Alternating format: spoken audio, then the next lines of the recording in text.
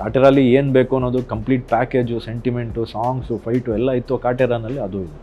But ಪ್ರತಿ ಸಿನಿಮಾನೂ ಕಾಟೇರ ಆಗೋಕ್ಕಾಗಲ್ಲ. ಈಗ ನಾಳೆ ಕನ್ನಡ ಇಂಡಸ್ಟ್ರಿಯಿಂದ ಒಂದು ಕನ್ನಡ ಸಿನಿಮಾ ಬರ್ತಾ ಇದೆ ಅಂದರೆ ಬೇರೆ ಇಂಡಸ್ಟ್ರಿಯವರು ಈಗ ಫಸ್ಟ್ ಹಿಂಗೆ ನೋಡ್ತಾರೆ ಕನ್ನಡದಿಂದ ಏನು ಬರ್ತಾ ಇದೆ ಅಂತ. ಮುಂಚೆ ಹಾಗಿರಲಿಲ್ಲ. 25 ಸಿನಿಮಾದ ನಂತರ ಒಳ್ಳೆ ಸಿನಿಮಾದ ವ್ಯಾಖ್ಯೆ ಗೊತ್ತಾಯ್ತಾ ನಿಮಗೆ? ಒಳ್ಳೆ ಸಿನಿಮಾ ಅಂದರೆ ಏನು ಸರ್? ಸಕ್ಸಸ್ಸು ಫ್ಲಾಪ್ ಬಗ್ಗೆ ನಾವು ಯೋಚನೆನೇ ಮಾಡೋಕ್ಕಾಗಬಾರ್ದು. ನಮಗೆ ಫಸ್ಟ್ ಆಫ್ ಆಲ್ ಆ ಯೋಚನೆ ಬಂದ ತಕ್ಷಣ ಆ್ಯಸ್ ಅನ್ ಆ್ಯಕ್ಟರ್ ನಾವು ವೀಕ್ ಆಗ್ಬಿಡ್ತೀವಿ. ಬಟ್ ಒಟ್ಟು ಪಾತ್ರ, ನಿಮ್ಮ ಅಭಿವ್ಯಕ್ತಿ, ನಿಮ್ಮ ಚಿತ್ರಗಳು, ನೀವು ಗೆಲ್ಲಬೇಕಾದಂಥ ರೀತಿ, ಅದು ಎಲ್ಲೋ ಒಂದು ಕಡೆ ಆಗಿಲ್ಲ ಅಂತ ಅನ್ನಿಸ್ತಾ ಇದೆ.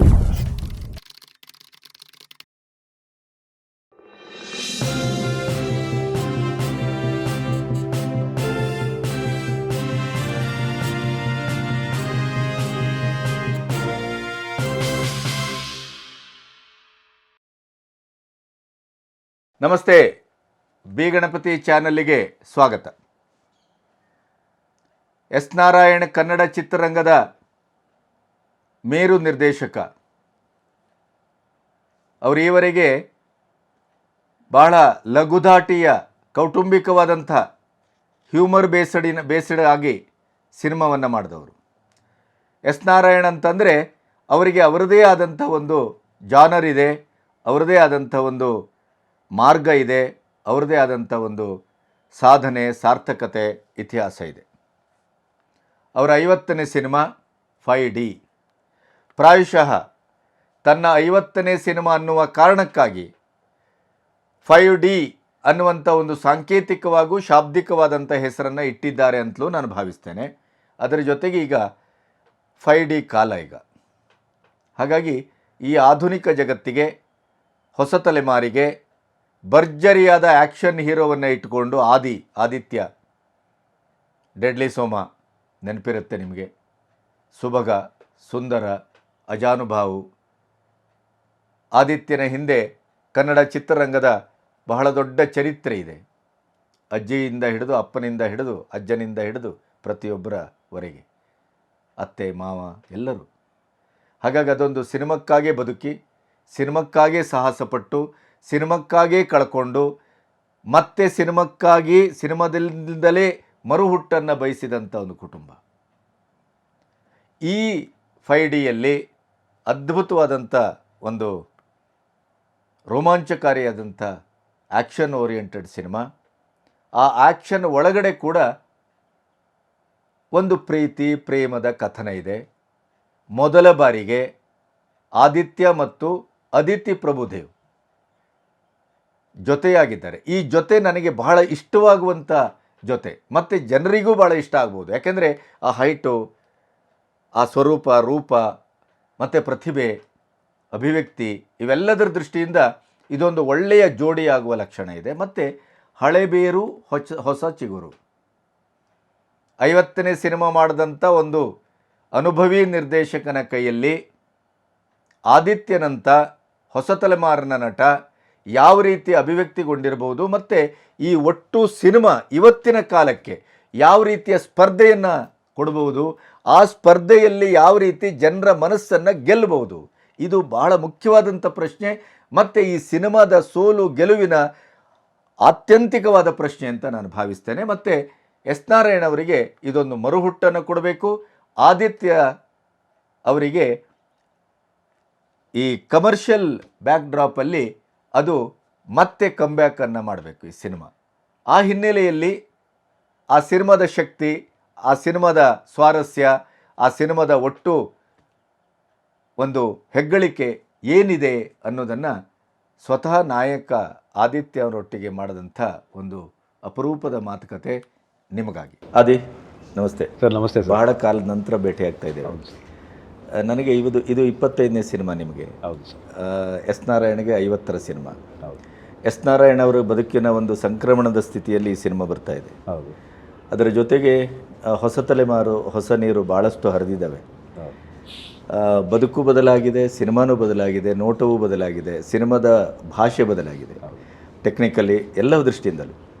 ಆ ದೃಷ್ಟಿಯಿಂದ ಸತ್ಯ ಹೇಳಬೇಕು ಅಂದರೆ ಬಹುಶಃ ಎಸ್ ನಾರಾಯಣ್ ಅವರ ಒಟ್ಟು ಜೀವನದಲ್ಲಿ ಇದೊಂದು ಒಂದು ಮೈಲಿಗಲ್ಲು. ಹೌದು ಸರ್.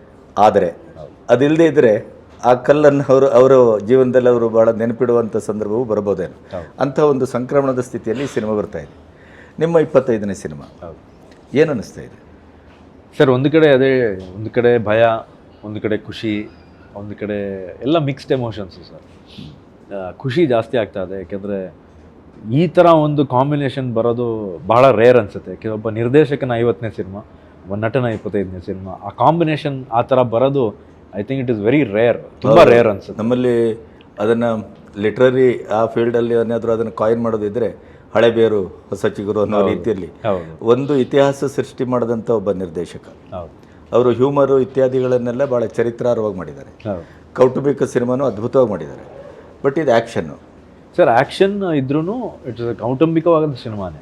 ಪ್ರತಿಯೊಬ್ಬರು ಬಂದು ಫ್ಯಾಮಿಲಿ ಸಮೇತ ಬಂದು ಕೂತ್ಕೊಂಡು ನೋಡೋವಂಥ ಸಿನಿಮಾ.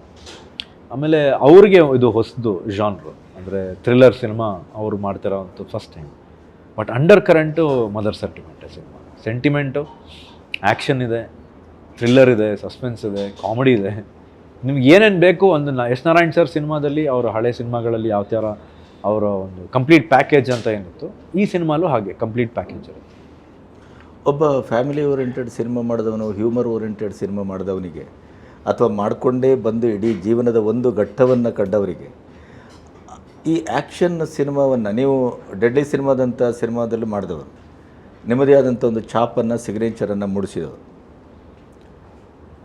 ಈ ಎಸ್ ನಾರಾಯಣ್ ಅವರ ಅಪ್ರೋಚು ಅಥವಾ ಅವರ ಒಟ್ಟು ವರ್ಕಿಂಗ್ ಮೆಥಡಾಲಜಿ ನಿಮ್ಗೆ ಹೇಗೆ ಅನ್ನಿಸ್ತದೆ ಸರ್? ಅವರು ಅವ್ರ ವರ್ಕಿಂಗ್ ಮೆಥಡಲ್ಲಿ ಏನೂ ಚೇಂಜಸ್ ಇಲ್ಲ ಸರ್. ನನಗೆ ಅವರ ಡಿಸಿಪ್ಲಿನ್ ಬಗ್ಗೆ ಬೇಡ, ಅವರ ಡಿಸಿಪ್ಲಿನ್ ಅದು ಹೇಗೆ ಅಂತ ಜಗತ್ತಿಗೆ ಬಟ್ ನನಗೆ ಇಂಟರ್ನಲ್ ಅವರ ವರ್ಕ್ ಇದೆಯಲ್ಲ, ಈ ಆ್ಯಕ್ಷನ್ ಓರಿಯೆಂಟೆಡ್ ಸಿನಿಮಾ ಮಾಡುವಾಗ ಅದರದೇ ಆದಂಥ ಒಂದು ರಿದಮ್ ಅಂತ ಇರ್ತದೆ, ಅದರದೇ ಆದಂಥ ಒಂದು ಶೈಲಿ ಅಂತ ಇರ್ತದೆ. ಮತ್ತು ಈಗಂತೂ ಅದರಲ್ಲಿ ನಾವು ಪೀಕಲ್ಲಿದ್ದೇವೆ. ಹೌದು. ಈಗ ಸರ್ ಒಂದು ಟೆಂಪೋ ಅಂತ ಬರುತ್ತೆ ಪ್ರತಿ ಸಿನಿಮಾನು.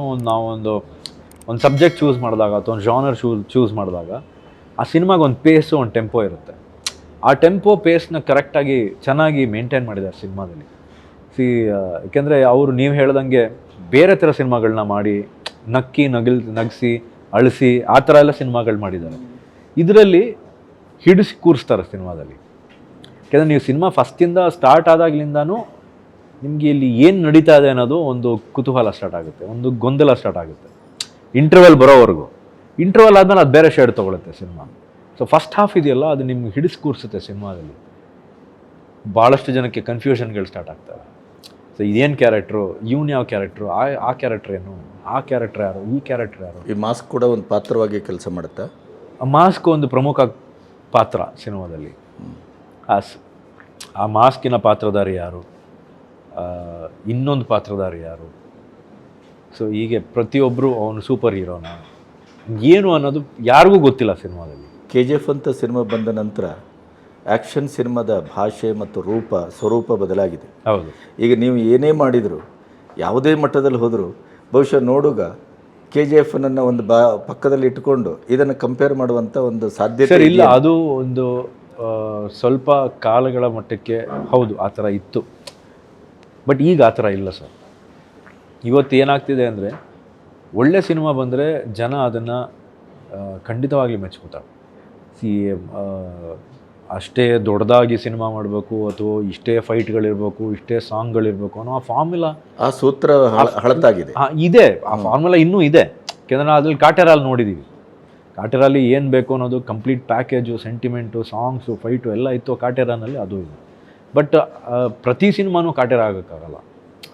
ಕೆಲವು ಸಿನಿಮಾಗಳಲ್ಲಿ ಫೈಟು ಅವಶ್ಯಕತೆ ಇರ್ತದೆ, ಕೆಲವುದರಲ್ಲಿ ಫೈಟ್ ಅವಶ್ಯಕತೆ ಇರೋದಿಲ್ಲ. 1-2 ಫೈಟ್ ಇರುತ್ತೆ, ಕೆಲವು ಫೈಟೇ ಇರೋದಿಲ್ಲ. ಸೊ ಹಾಗಾಗಿ ಈ ಸಿನಿಮಾದಲ್ಲಿ ಏನಂದರೆ ಪಕ್ಕಾ ಅವರು ಒತ್ತೆ ಕೊಟ್ಟಿರೋದು ಸ್ಕ್ರೀನ್ ಪ್ಲೇಗೆ.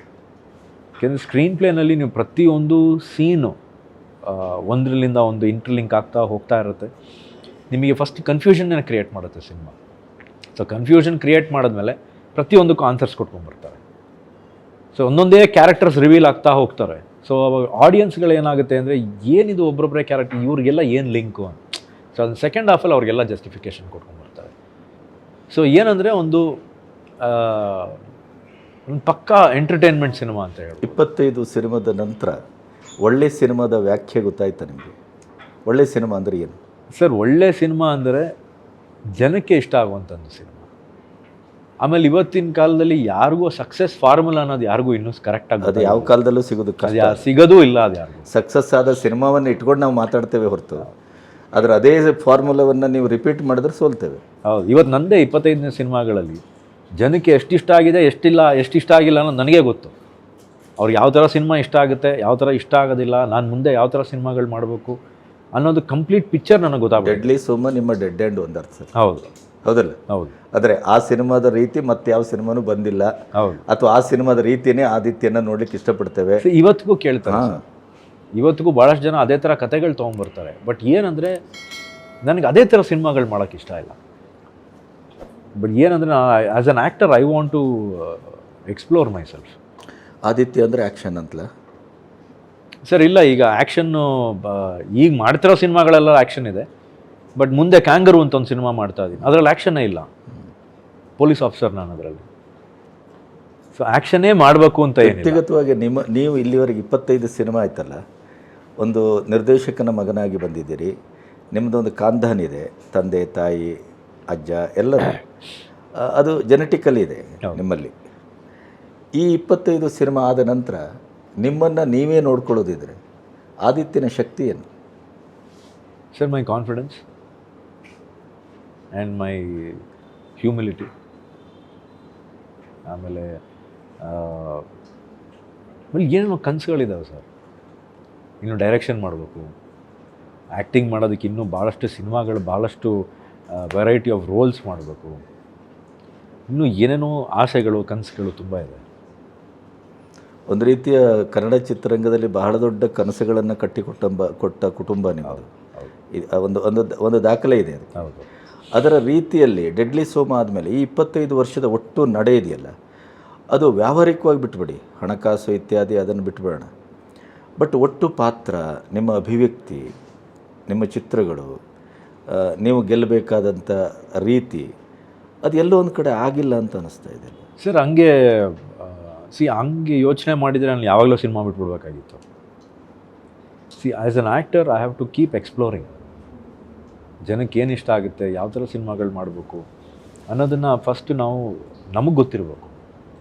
ಸೊ ಈ 25 ಸಿನಿಮಾಗಳಲ್ಲಿ ನಾನು ಮುಂಚೆನೇ ಹೇಳ್ದಂಗೆ ನನಗೇ ಗೊತ್ತು ಜನಕ್ಕೆ ಯಾವ್ದು ಇಷ್ಟ ಆಯಿತು, ಯಾವ್ದು ಇಷ್ಟ ಆಗಲಿಲ್ಲ, ಇನ್ಮೇಲಿಂದ ಯಾವ ಥರ ಸಿನಿಮಾಗಳು ಮಾಡಬೇಕು.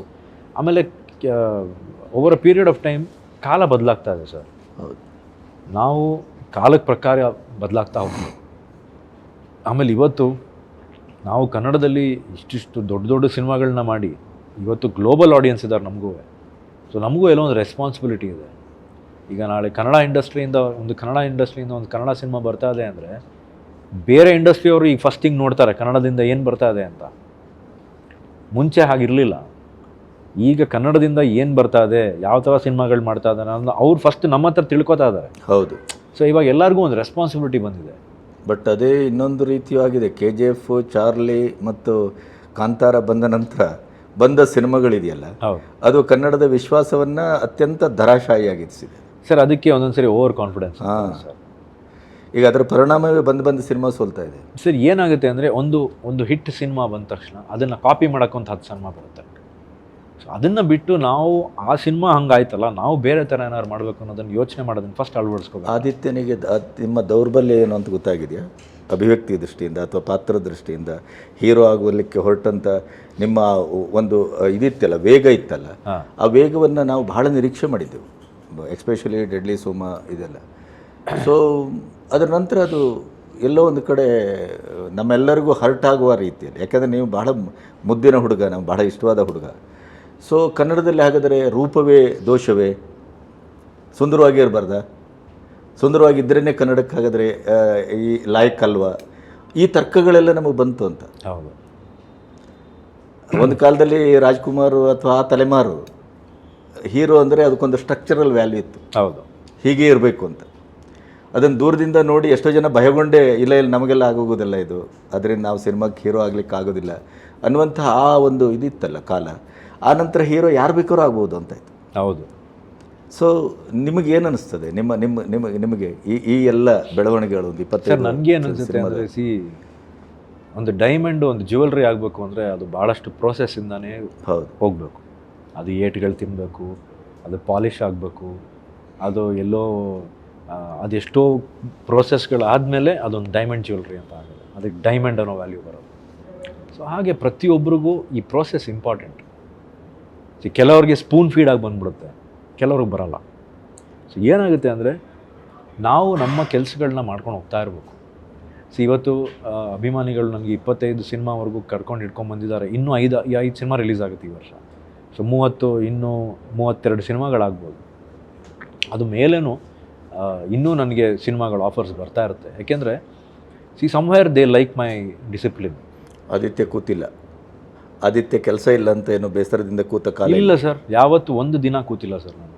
ನಾನು ಬೇಡ ಅಂತ ಕೂತ್ಕೊಂಡಿದ್ದೀನಿ, ಬಟ್ ಕೆಲಸ ನನಗೆ ಯಾವಾಗಲೂ ಬರ್ತಾ ಇತ್ತು, ಇವತ್ತಿಗೂ ಬರ್ತಾ ಇದೆ, ಮುಂದೇನೂ ಬರುತ್ತೆ ನನಗೆ ಗೊತ್ತು. ಬಿಕಾಸ್ ನಾನು ನನ್ನನ್ನು ಆ ರೀತಿ ಕಾಪಾಡ್ಕೊಂಬಂದಿದ್ದೀನಿ. ನನ್ನ ಡಿಸಿಪ್ಲಿನ್ ಇರ್ಬೋದು, ನನ್ನ ನಿರ್ದೇಶಕರ ಒಂದು ರೆಸ್ಪೆಕ್ಟ್ ಇರ್ಬೋದು, ಪ್ರತಿಯೊಂದು ಎವ್ರಿಥಿಂಗ್. ನಾನೊಬ್ಬನೇ ಅಂತಲ್ಲ, ಎಲ್ಲರೂ ಅದನ್ನು ಮಾಡ್ತಾ ಇದ್ದೀವಿ ಇವತ್ತು. ಅದಕ್ಕೇ everybody is busy today. So ಇನ್ನು ಮುಂದೇನೂ ಅದನ್ನು ಮಾಡ್ಕೊಂಡು ಹೋಗ್ತಾ ಇರೋ ಸರ್. ಸಕ್ಸಸ್ಸು ಫ್ಲಾಪ್ ಬಗ್ಗೆ ನಾವು ಯೋಚನೆ ಮಾಡೋಕ್ಕಾಗಬಾರ್ದು. ನಮಗೆ ಫಸ್ಟ್ ಆಫ್ ಆಲ್ ಆ ಯೋಚನೆ ಬಂದ ತಕ್ಷಣ ಆ್ಯಸ್ ಆ್ಯನ್ ಆ್ಯಕ್ಟರ್ ನಾವು ವೀಕ್ ಆಗ್ಬಿಡ್ತೀವಿ.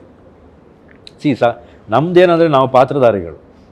ನಮಗೇನು ಪಾತ್ರವನ್ನು ಕೊಡ್ತಾರೋ ಅದನ್ನು ನಾವು ಮಾಡ್ಕೊಂಡು ಹೋಗ್ತಾ ಇರಬೇಕು. ಇದರಿಂದ ಸಕ್ಸಸ್ ಬರುತ್ತೆ, ಇದರಿಂದ ಫೇಲ್ಯೂರ್ ಬರುತ್ತೆ ಅಂತ ಫಸ್ಟೇ ಗೊತ್ತಾಗ್ಬಿಟ್ರೆ ಆ ಸಿನಿಮಾ ಮಾಡೋದೇ ಇಲ್ವಲ್ಲ ನಾವು. Everything is experiment. ನಾವು ಮಾಡ್ತಾನೇ ಇರಬೇಕು. ಇದು ಮಾಡಿದ್ರೆ ಇಷ್ಟ ಆಗುತ್ತಾ, ಅದು ಮಾಡಿದ್ರೆ ಇಷ್ಟ ಆಗುತ್ತಾ, ಕಾಮಿಡಿ ಮಾಡಿದ್ರೆ ಇಷ್ಟ ಆಗುತ್ತಾ, ಅಥವಾ ವಿಲನ್ ಮಾಡಿದ್ರೆ ಇಷ್ಟ ಆಗುತ್ತಾ, ಅಥವಾ ಹೀರೋ ಆಗೇ ಇರಬೇಕಾ, ಡ್ಯಾನ್ಸ್ ಮಾಡಬಾರ್ದಾ, ಡ್ಯಾನ್ಸ್ ಮಾಡಬೇಕಾ. ಸೊ ಇದನ್ನೆಲ್ಲ ನಾವು ಎಕ್ಸ್ಪೆರಿಮೆಂಟ್ ಮಾಡಿದಾಗಲೇ ನಮಗೊಂದು ಗೊತ್ತಾಗೋದು ಜನಕ್ಕೆ ಏನು ಇಷ್ಟ. ಸೊ ಆ ರೀತಿ ಆ ಥರ ಸಿನಿಮಾ ಕೊಟ್ಕೊಂಡು ಹೋಗ್ಬೋದು.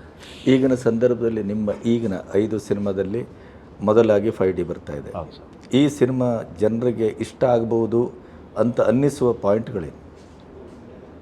ಸರ್ ನನಗೆ ಅದೇ ಹೇಳಿದ್ನಲ್ಲ, ಫಸ್ಟು ಸ್ಕ್ರೀನ್ ಪ್ಲೇ ಸಿನಿಮಾದು, ಸ್ಕ್ರಿಪ್ಟು, ಡೈರೆಕ್ಷನು. ಏಕೆಂದರೆ ನಿಮ್ಮನ್ನು ಮೊದಲೇ ನನಗೆ ಭಾಳ ಹಿಂದೆ ನಾನು ಒಂದು ಸ್ಕ್ರೀನ್ ಪ್ಲೇ ಕೋರ್ಸ್ ಮಾಡಬೇಕಾದ್ರೆ ಒಂದು ಆಸ್ಟ್ರೇಲಿಯನ್ ಸ್ಕ್ರೀನ್ ರೈಟರ್ ಬಂದಿದ್ದರು. ನಮ್ಮ ಇಂಟರ್ನ್ಯಾಷನಲ್ ಫಿಲ್ಮ್ ಫೆಸ್ಟಿವಲ್ ನಡಿಬೇಕಾದ್ರೆ ಒಂದು ವರ್ಕ್ಶಾಪ್ ಮಾಡಿದರು. She was an Australian screen writer. ಅವರು ಒಂದೇ ಒಂದು ಕ್ವೆಶನ್ ಕೇಳಿದ್ರು, ವಾಟ್ ಈಸ್ ಸ್ಕ್ರೀನ್ ಪ್ಲೇ ಅಂತ ಕೇಳೋದು. ಭಾಳಷ್ಟು ಜನಕ್ಕೆ ಆನ್ಸರೇ ಇರಲಿಲ್ಲ ಅದಕ್ಕೆ. ಸೊ ಅವ್ರು ಇಂಗ್ಲೀಷಲ್ಲಿ ಏನು ಹೇಳಿದ್ರು ಅದನ್ನು ಕನ್ನಡದಲ್ಲಿ ಹೇಳ್ತೀವಿ. ಗೊತ್ತಾಯಿತು. ಒಂದು ಸ್ಕ್ರೀನ್ ಪ್ಲೇ ಎಂಥದ್ದಂದರೆ ಸಿನಿಮಾ ಸ್ಟಾರ್ಟ್ ಆದಾಗಿಂದ ಹಿಡಿದು ಸಿನಿಮಾ ಎಂಡ್ವರೆಗೂ ಒಬ್ಬ ಆಡಿಯನ್ಸು ತನ್ನ ಸೀಟ್ನಿಂದ ಅಲ್ಲಾಡಲಿಲ್ಲ ಅಂದರೆ ಅದು ಸ್ಕ್ರೀನ್ ಪ್ಲೇ. ಅದನ್ನು ನೀವು ಎಷ್ಟು ಹಿಡಿದಿಡ್ತೀರೋ ಅಷ್ಟು ದೊಡ್ಡ ಹಿಟ್ ಆಗುತ್ತೆ ಸಿನಿಮಾ. ಇಲ್ಲಿವರೆಗೂ ನೀವು ತೊಗೊಳ್ಳಿ, ಯಾವುದೇ ಸಿನಿಮಾ ಹಿಟ್ಟಾಗಿರೋ ಸಿನಿಮಾಗಳು ತೊಗೊಳ್ಳಿ, ಆಡಿಯನ್ಸು ಚೇರಿಂದ ಅಲ್ಲಾಡಿರಲ್ಲ.